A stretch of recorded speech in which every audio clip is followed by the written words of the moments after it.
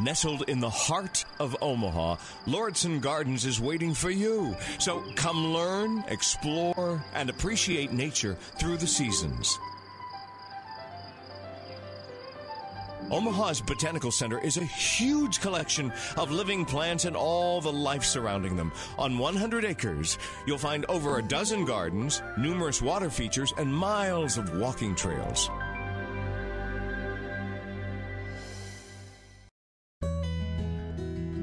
Now let's go to the Rose Garden, where we can see the color, the blooms, and the foliage as we learn how a plant begins. All plants begin from seeds.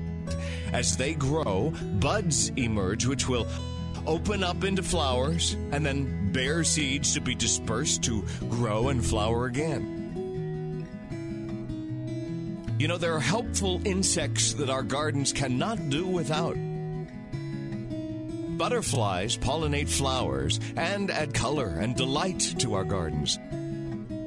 Bees are also pollinators as well as honeymakers.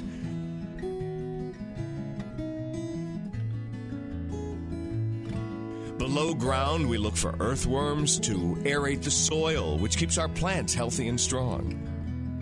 Flowers with red or pink petals or flower heads that also produce sweet nectar will attract bird pollinators such as hummingbirds. A hummingbird hovers over a flower and inserts its long beak, similar to a straw, deep inside to reach the nectar. Pollen is brushed onto its head as it feeds, and it moves on to the next flower, carrying that pollen with him.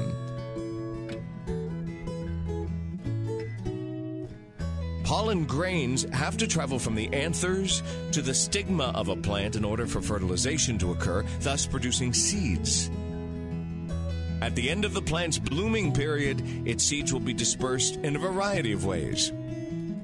Now, how many of you have picked a dandelion seed head hoping to, blow all the seeds away in one puff? The tiny seeds have their own fluffy parachutes to take them on their way as they float to earth to hopefully plant themselves and grow into new dandelions. Many plants rely on the wind to scatter their seeds. Now, if we visit the Song of the Lark Meadow, we will see beautiful wildflowers and other native Nebraska flowers and grasses.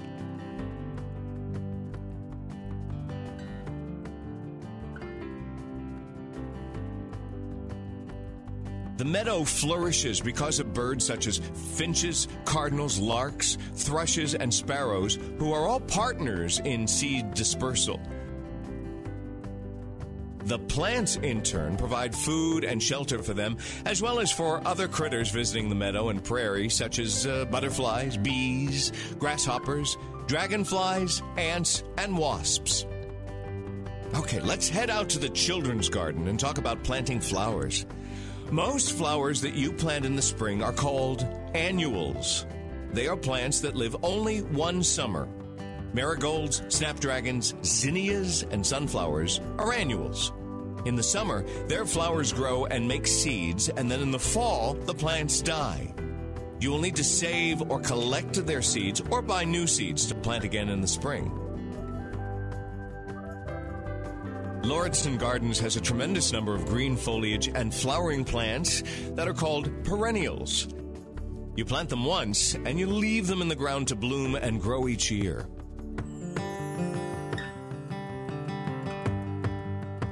Let's go to the garden in the glen to see perennials such as astilbe, bleeding heart, and ferns. Huge collections of hosta make this a lush, green, calming space.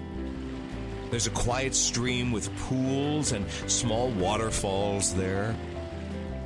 The tall, black locust trees provide the shade needed for these plants to flourish.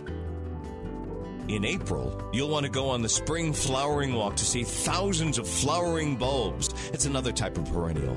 Tulips, crocuses, and daffodils grow from underground bulbs or corms. Most bulbs are planted in the fall and will bloom undisturbed for many years. Remember to plant the pointed ends sticking up. If we visit the Victorian Garden, we'll see colorful perennials that are in bloom from spring through fall.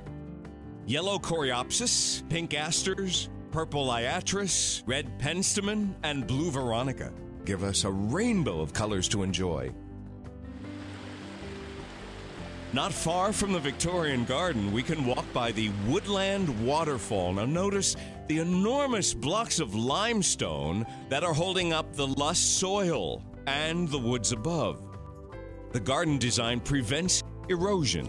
Lush soil is very unique and found in large amounts in only a few places around the world.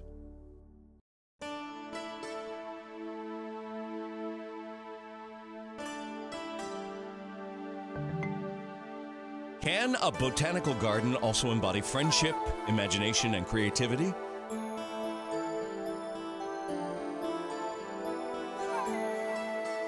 Lauritzen Gardens embodies all three. Our friendship with Omaha's sister city, Shizuoka, Japan, led to our themed Japanese garden. Citizens there hand-built a replica of the Sunpu Castle Gate in their city and then reassembled it here as the entrance to the Japanese garden.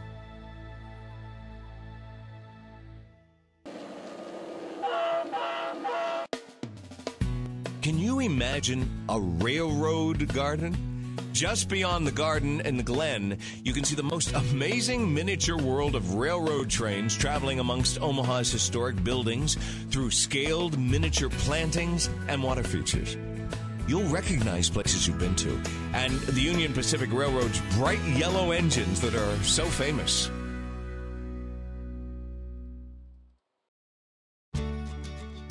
You know, nature inspires our creativity, our hearts, and our lives. Over a dozen artists have been inspired to create and place unique works of art throughout the gardens.